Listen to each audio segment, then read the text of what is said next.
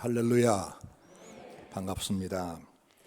작년도에 목사님 휴가 때 제가 한 달 설교했는데 3월 첫 주일날까지 설교하고 그리고 목사님이 돌아오셨어요. 1년 만에 여러분 앞에 섰습니다. 감사합니다. 저는 그 코로나 이후에 우리 교회들이 어떻게 될까 그런 생각을 늘 합니다.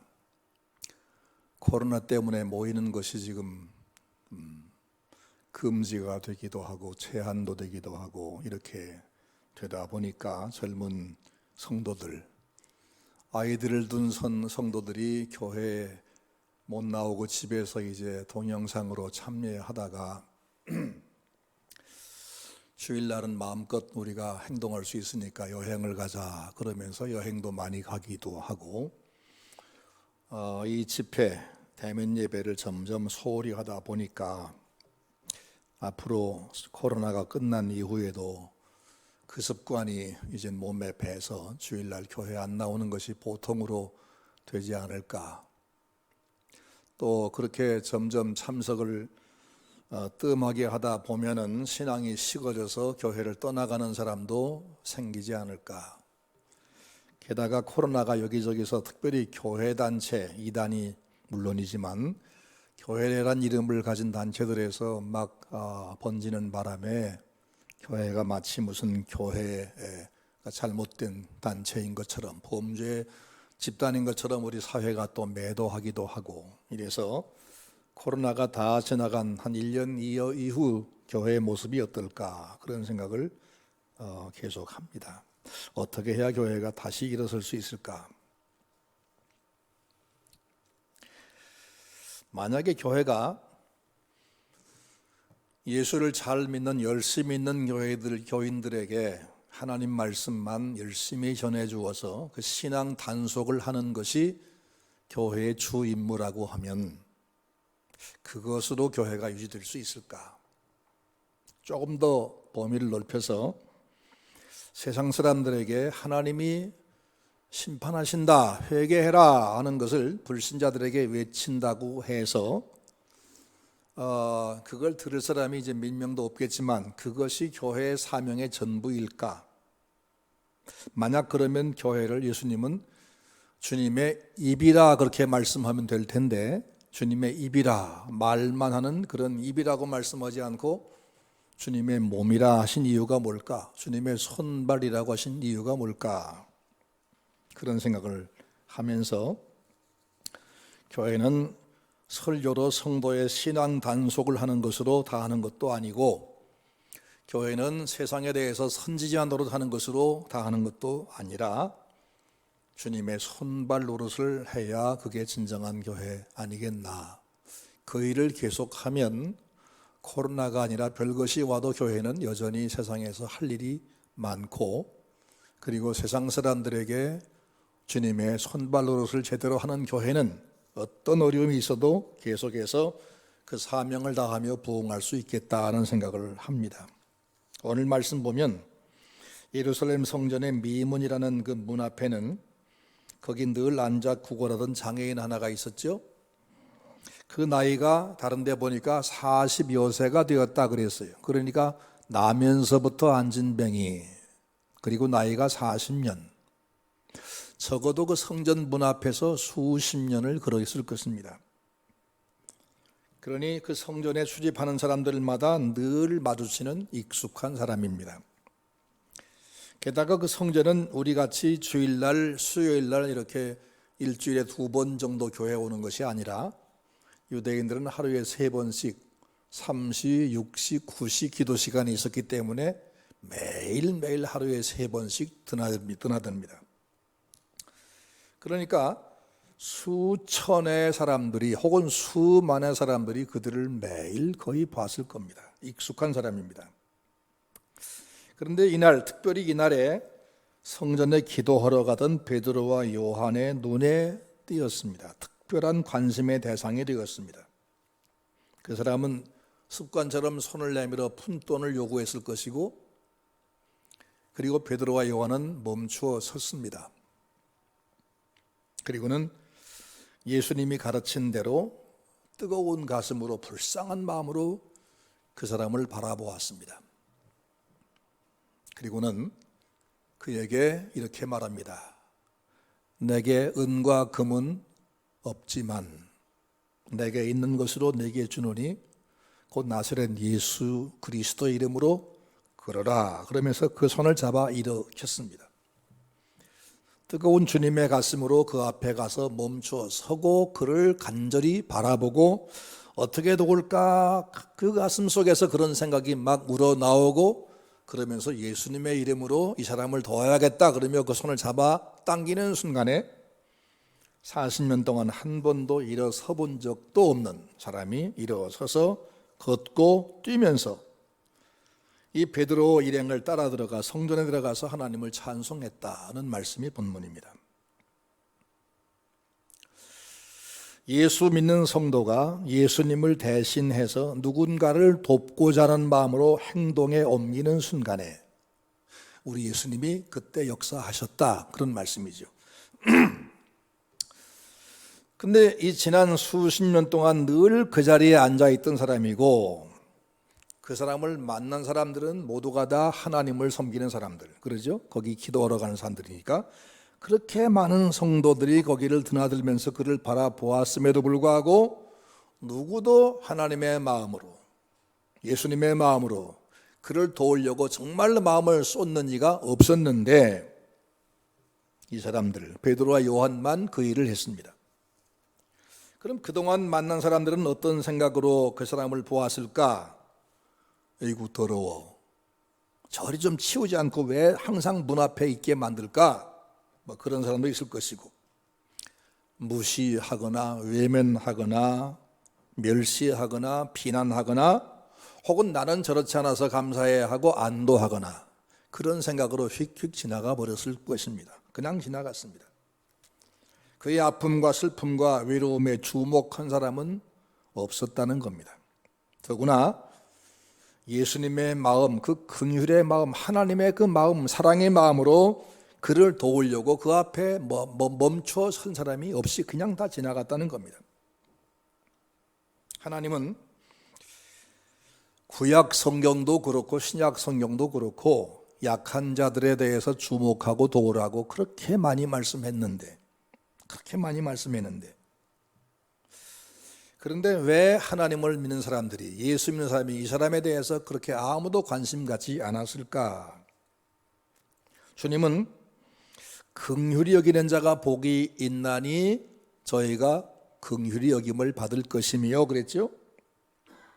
주님은 사람을 볼 때 긍휼히 여기셨습니다. 아주 불쌍히, 너무너무 측은히 보셨습니다. 그래서 예수님이 사람을 만나서 그를 돕거나 어떤 기적이 발생할 때마다 예외 없이 뭐라고 써 있냐면 불쌍히 보시고란 말이 써 있어요. 불쌍히 보시고, 나인성 과부의 아들이 죽어서 상여가 나올 때 그 어머니가 통곡하는 걸 보시고 불쌍히 보시고 상여를 멈춘 다음에 청년아 내가 네게 말하노니 일어나라, 그러자 죽어서 상여매에 나가던 아이가 청년이 살았습니다. 나병 환자를 보실 때도 불쌍히 여기시고 손을 대시는 순간에 환자가 나았습니다. 불쌍히 여기사. 이 성경의 핵심이 그겁니다. 사람을 불쌍히 보시는 것. 아니, 근본적으로 하나님의 아들인 예수님이 하늘 영광 보좌 내려놓고 이 인간 더러운 세상에 내려와 주신 이유가 뭡니까? 일평생 죄만 거듭거듭 짓다가 그 죄값으로 영원히 멸망의 지옥 갈 인간들을 불쌍히 보신 때문에, 그냥 두고 볼 수 없어서, 그래서 일부러 찾아오신 것이고 마주 대한 것이고 그들의 죄를 대신 짊어지신 것이고 그들의 형벌을 대신 받으신 것 아닙니까? 예수님의 마음은 긍휼의 마음입니다. 긍휼의 마음. 주님이 일하시는 동기가 긍휼이었습니다. 그러므로 우리가 정말 예수님의 성도라면, 예수님의 제자라면 우리 주위에 힘들고 소외되고 고통받는 사람을 돕는 일, 주님의 마음을 품고 그들을 찾아가는 것, 그것이 바로 우리가 진정한 성도이고 주님을 닮은 사람이고 주님과 동역하는 사람이라 그 말이에요. 동역한다. 주님은 우리가 사람들을 돕는 그 일에 주님과 우리가 동역하기를 바랐습니다. 동역하기를 바랐습니다. 그래서 당신을 대신해서 당신과 함께 일할 당신의 몸들을 여기저기 세우시고 지역마다 두신 겁니다. 그래서 한가람교회가 흑석동 이 동네에 있는 이유가 바로 이 이웃들에게 예수님의 손길이 필요하기 때문에 그 일을 하라고 여기 두신 겁니다. 병든 자, 상처 입은 사람, 우는 사람, 소외된 사람이 항상 많습니다. 언제나 많습니다. 그건 뭐 GNP가 높아지건 낮아지건 상관이 없습니다. 언제나 우리 주위에는 예수의 마음을 가진 이가 도와야 될 사람들로 늘 있습니다. 가득합니다. 그들에게는 우리가 가지고 있는 예수님의 이름, 그 예수님의 마음, 그거 하나면 나는 힘이 없어도 그들에게 도움이 될 수 있습니다. 예수님께서 마태복음 10장이나 누가복음 10장 말씀 보면 한 번은 12명 제자를, 한 번은 70명 제자를 둘씩 짝을 지어 보내면서 전도하고 오라 그러셨어요. 그때 예수님 하신 말씀이 뭐냐면 두 벌 옷도 가지지 말고 전대도 가지지 말고 지팡이도 갖지 말고 그냥 맨몸으로 가면서 병든 자 보고든 고치고 귀신 들린 사람들을 보면 쫓아내고 죽은 자를 살리고 가난한 자에게 복음을 전파해라. 그렇게 보내셨어요. 그들은 그런 경험이 아직 없을 때였어요. 그런데 그들이 며칠 뒤에 돌아와서 놀라운 보고를 했습니다. 예수님, 우리가 무슨 일 하고 온지 아세요? 놀랬어요. 아니 우리가 아무것도 없었거든요. 그런데 예수님 이름 하나면 모든 것 다 되더군요. 그러니까 이 베드로와 요한이 안전뱅이 앞에서 한 말이 뭐죠? 내게 은과 금은 없거니와 내게 있는 것으로 네게 주노니 곧 나사렛 예수 이름으로 걸으라 한 말이 뭐냐면 과거 그 경험을 지금 얘기하는 겁니다. 우리가 아무것도 없었거든. 경험도 없었고 돈도 없었고 심지어 두 버릇도 없이 그냥 맨몸으로 갔는데 예수 이름 믿고 예수님 의지하고 갔는데 예수님의 마음만 가지고 사람을 만나고 도우려고만 하면 그때 주님이 도우시더라. 이거예요. 예수 이름으로 너를 내가 도우려고 한다.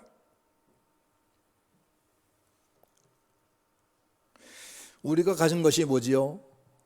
여기 베드로가 뭘 가지고 있다고요? 내게 은과 금은 없지만 내게 있는 것, 그게 뭐예요? 예수의 이름, 예수 이름. 예수 이름은 하나님의 아들 예수 그리스도의 나를 위해 대신 죽으신 희생의 가치가 축적되어 있는, 저장되어 있는 그 이름입니다. 예수 이름은 능력입니다. 그런데 우리가 그 이름을 믿고 그 이름을 내 마음에 품고 있는데 그걸 왜 가지고 있느냐? 나만 믿기 위해서가 아니라 남들에게 나누어 주기 위해서, 도와주기 위해서 이 이름을 가지고 있다는 겁니다. 마태복음 25장에 보면 예수님께서 마지막 날에 사람들을 다 불러서 양쪽으로 쫙 갈라놓으신다 그랬어요. 오른편에는 양 같은 사람들, 하나님께 순종한 착한 사람들, 왼쪽에는 되게 말 안 듣고 믿지 않은 염소 같은 사람들을 갈라놓으신다. 그리고 나서 오른쪽 사람들에게 뭐라고 말씀하느냐? 너희를 위해서 예비된 천국에 들어가거라. 너희는 내가 줄일 때에 먹을 것을 주었고 내가 목마를 때에 마실 것을 주었고 내가 헐벗었을 때에 나를 입혀주었고 내가 병들었을 때와 옥에 갇혔을 때에 너희가 나를 돌아보았느니라. 그들이 깜짝 놀랐습니다. 아니 예수님, 우리가 언제 그랬나요? 우리는 사실 예수님 만나고 싶어서 그렇게 사모했지만 세상 살면서 한 번도 주님 만난 적이 없어요. 그러니까 예수님 뭐라고 말씀하신지 아십니까? 너희가 세상에 살면서 내 이웃에 있는 가장 약한 사람, 가장 시시한 사람, 지극히 불쌍한 사람, 그 사람에게 네가 해준 것 있지 않느냐? 그게 곧 내게 한 것이었어 라고 말씀합니다. 그게 바로 내게 한 것이었어. 그들을 도와준 것이 나를 도와준 거나 마찬가지야 이렇게 말씀하지 않고 그들에게 한 것이고 내게 한 것이었다라고 분명히 말씀했어요.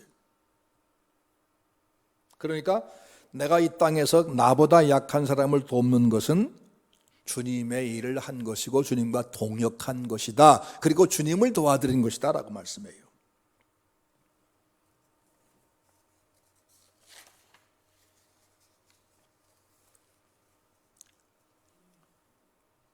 그러면 어떻게 이런 일이 가능할까?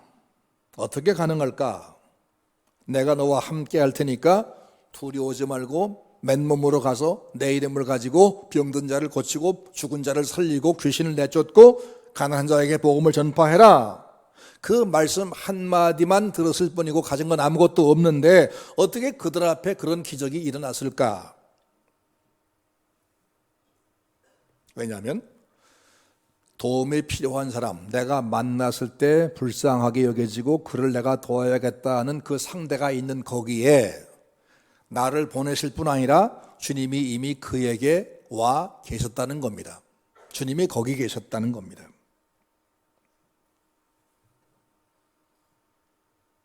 그래서 난 아무것도 없지만 난 예수님의 마음과 예수님의 이름만 가지고 그 주님의 긍휼한 마음 가지고 도우려고 했을 뿐인데 주님이 그때 거기서 기적이 일어나게 하셨다는 겁니다. 따라서 그들을 보낼 때 병든 자를 고치고 죽은 자를 살리고 귀신 들인 자를 내쫓고 가난한 사람에게 복음 전파하라 하신 말씀 뭐냐면 복음 전도만 유일한 목적이고 다른 건 다 전도를 위한 수단 방법이다라고 하지 않고 병든 자 고치는 것도 가난한 자 도와주는 것도 이거 하나하나가 다 내 일이다 너희들 일이다 라고 말씀하신 거예요.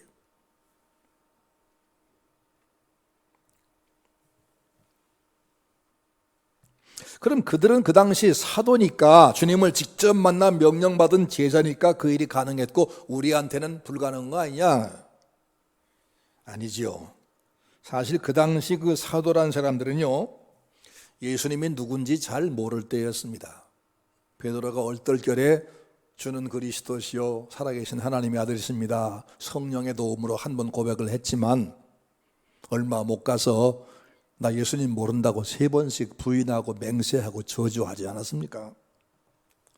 그런 사람인데도 아직 믿음의 뿌리가 거의 없는 아직 뼈리가 이제 날까 말까 한 사람인데도 예수님의 명령대로 그냥 했더니 기적이 났었어요.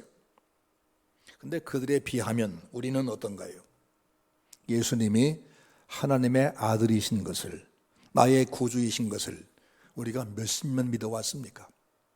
얼마나 성경을 많이 압니까? 주는 그리스도시요 살아계신 하나님의 아들이십니다. 이런 고백 우리가 몇십 년 했습니까? 30년, 40년, 50년 해왔지 않습니까? 그러니까 우리가 그 당시 사도들보다 예수님을 훨씬 더 잘 압니다. 훨씬 더 잘 믿습니다. 근데 우리에게는 왜 열매가 없을까? 행동이 없기 때문입니다. 행동이 없기 때문입니다. 내 사명이 나는 주님의 손이요 발이다. 내가 주님의 몸노릇을 대행해야 되는다. 이 사명감 우리가 갖지 못해서 그렇습니다. 그래서 그런 일은 특별한 은사 받은 사람들만 할 수 있는 거고 나는 관계없어 라고 하면서 아무 행동도 하지 않기 때문에 우리 삶에서 일이 일어나지 않는 겁니다.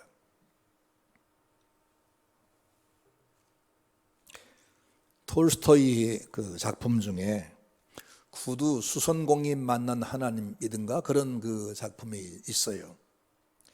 거기 구두 수선공인 마틴이라는 사람에게 예수님 말씀하세요. 이번 크리스마스 이브에 내가 너를 찾아가겠다. 너무 좋았어요.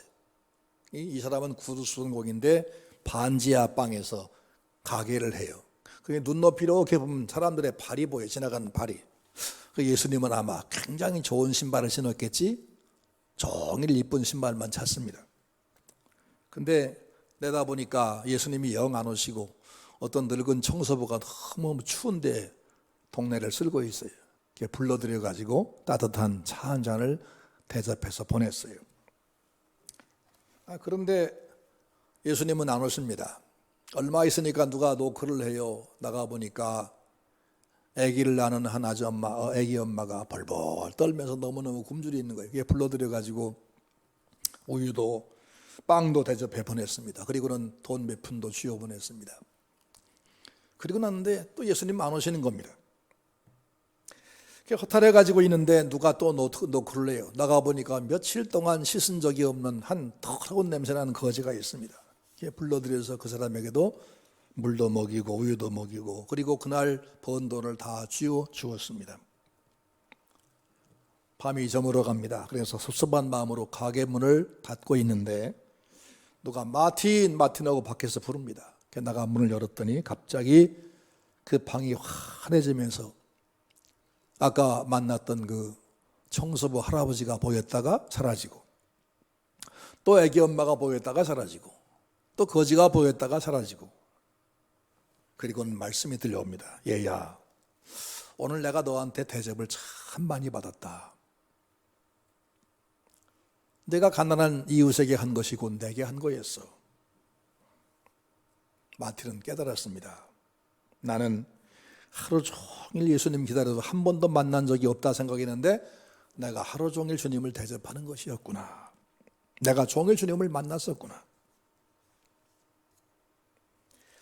아까 말씀한 마태복음 25장에서 지극히 작은 자에게 한 것이 곧 내게 한 것이었다는 말씀. 이건 그냥 비유가 아니에요. 예수님이 직접 우리에게 말씀한 겁니다. 이 말씀의 의미가 뭐냐? 내가 너희들에게 명령한 것이 뭐냐면 너 혼자만 성경 많이 알고 너 혼자만 기도 많이 하고 너 혼자만 내 신앙 반드시 지키고 그것으로 다 했다고 하지 말고 내 이웃에 있는 사람들, 너보다 약한 사람들에게 항상 내 마음을 가지고 내 손길로 그를 도와주어라. 나는 그들 편이야. 그리고 내가 항상 그들 옆에 있어. 그러니까 네가 나를 만나고자 하면 그들 옆으로 와야만 돼. 네가 만약에 내 능력을 체험하고 싶으면 그들 도와줘야 돼.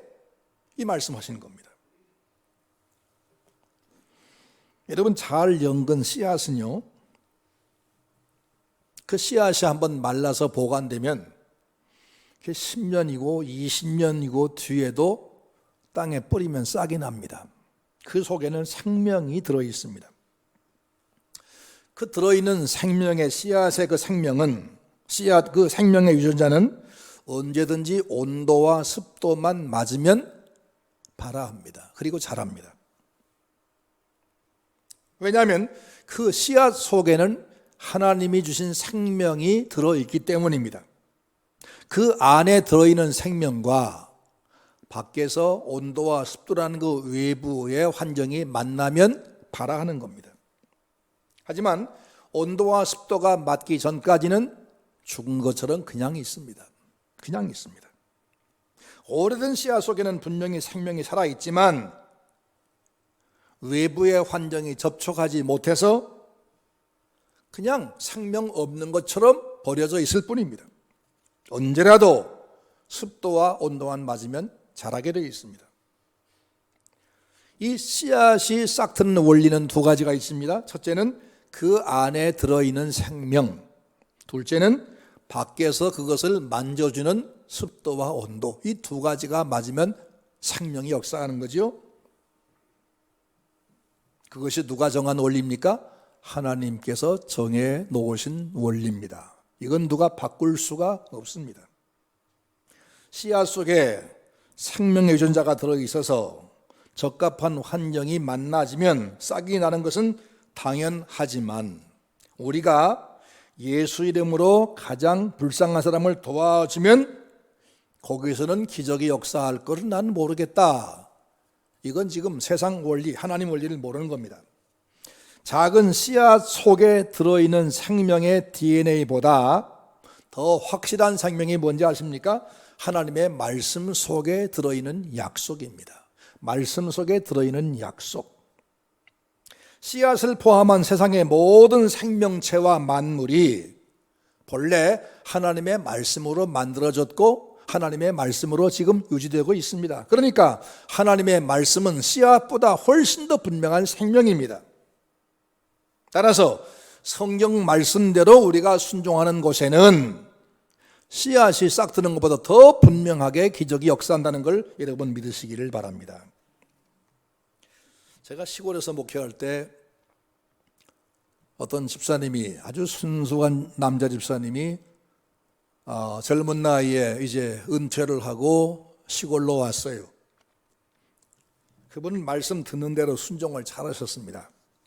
어느 주일날 예배하고 돌아가다가 자기 옆집 할머니가 대문간에 앉아서 쪼그리고 있는 걸 보셨대요. 그리고 할머니 건강하세요 라고 인사했더니 내가 무릎이 너무 아파 그러시더래요. 그래서 이 집사님이 양복 입은 신사가 대문간 길가에 쭈그리고 앉아서 할머니 무릎을 붙들고 기도를 했어요. 근데 희한하게 그 순간에 할머니가 나아버렸어요. 그 할머니가 너무 좋아하면서 아니 지금부터 내가 안 아프다고. 그분이 전화를 내한테 와서요. 목사님, 제가 전도를 해야겠는데 전도를 정확히 할 줄을 모르겠어요. 이분이 병이 나았다는데 예수님을 좀 알려주고 싶은데 목사님 오셔서 자세하게 좀 말씀해 주세요. 그래서 그 시간에 제가 달려갔어요. 갔더니 90세 되신 할머니였는데, 그 당시 90세인데 예수님을 한 번도 들어보신 적이 없대요. 근데 그분 말씀이, 나는 내가 이제 그분 예수님을 소개했죠. 하나님의 아들이 예수님인데 그분이 우리 죄를 위해서, 우리가 죄 때문에 평생 고생하고 지옥 가는 게 불쌍해서 오셔서 우리 대신에 죽어주신 분이다. 예수님 믿으면 누구나 죄 사함 받고 천국을 들어갈 수 있다라고 했더니 그분 말씀이, 나는 어딘가에 그런 분 계실 거라고 짐작은 했는데 그런 분 못 들어봤습니다. 오늘 처음 듣습니다. 내가 그분을 믿겠습니다. 그렇게 그분이 90세 예수님을 영접하는 것을 보았어요. 신기한 일이죠. 이런 경험은 저는 참 많이 했습니다. 많이 했습니다. 예수님의 말씀을 내가 그대로 믿고 순종하는 곳에는 씨앗 속에 들어있는 생명보다 더 분명하게 하나님의 약속 속에 들어있는 생명이 역사한다는 걸 믿으시기를 바랍니다. 잠언 19장 17절 말씀 보면 가난한 사람을 불쌍히 여기는 것은 내게 구워주는 것이니 내가 반드시 갚으리라 말씀했습니다.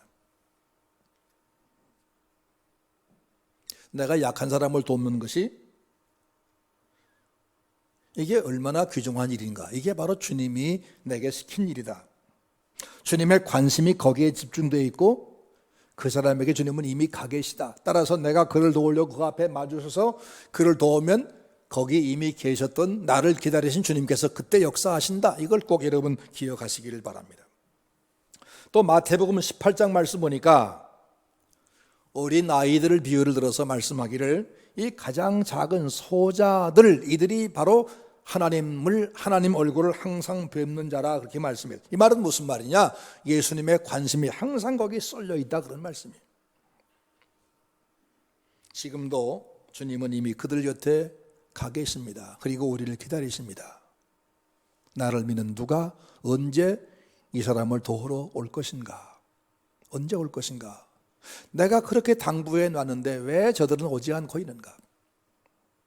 따라서 우리가 주님을 만나고자 한다면 그들 곁으로 가야만 합니다.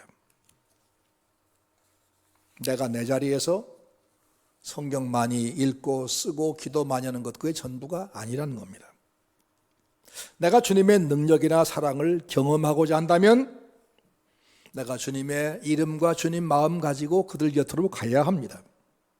왜? 주님이 이미 거기 계시면서 우리가 오기를 기다리고 계십니다. 그리고 거기서 주님의 약속 속에 들어있는 생명이 발화하고 역사하는 것을 믿으시기 바랍니다. 오늘 우리가 장학회원 신제배인데 제가 오늘 와서야 알았어요. 주보를 보고 광고를 보고 알았는데, 달력을 보고 알았는데 장학회원 신제배. 우리 한가람 장학회가 어떻게 시작한지 아시죠? 연도는 제가 기억을 못하지만 차영선 목사님이 6년인가 5년인가 심호하시다가 갑자기 돌아가셨어요. 우리 교회 제 전임이에요. 젊은 사모님과 어린 애기 딸 둘이 있었어요. 젊은 목사님이 갑자기 돌아가시니까 사모님은 아무 대책이 없었지요. 그래서 교회에서 있는 재산 전부 모아서 사모님에게 집을 하나 사드리고 그리 가시게 하고, 그리고 여전도회가 그 아이들 학비를 내기 위해서 일심회라고는 모임을 만들었어요. 그래서 십시일반으로 조금씩 모아가지고 그 아이들을 학교를 보내기 시작했어요. 이게 바로 한가람 장학회가 시작한 시원이에요. 그리고 나서 그 이후 대학 졸업할 때까지 그 아이들을 다 학비를 댔지요. 물론 그 아이들만 한 게 아니라 그 이후에 점점 일이 커져서 많은 사람들을 도왔습니다. 참 감사한 일이죠. 또 그 사모님에게 교회가 생활비를 드렸습니다. 그게 지금 몇 년, 근 40년이 돼가는데 지금까지도 40년 더 됐네요. 지금까지도 아마 그 사모님께 생활비 보조하지요. 이게 얼마나 바른 일인지, 얼마나 귀한 일인지. 한가람교회 그러니까 복을 받을 수밖에 없어요. 오늘 건축위원회 보고 받으면서 너무너무 좋았어요. 참 한가람교회는 특별한 교회다. 150억짜리 예배당 지으려면 딴 교회 같으면 100억은 죽으라고 힘을 써도 100억은 빚을 져야 돼요. 100억은 빚을 져야 돼요. 그거 못 갚아가지고 결국 또 팔려요. 이래가지고 교회가 무너진 교회가 많습니다. 근데 우리 교회는 이제 20몇 억만 헌금하면 된다면서요. 그걸 못 합니까? 우리가 할 수 있죠.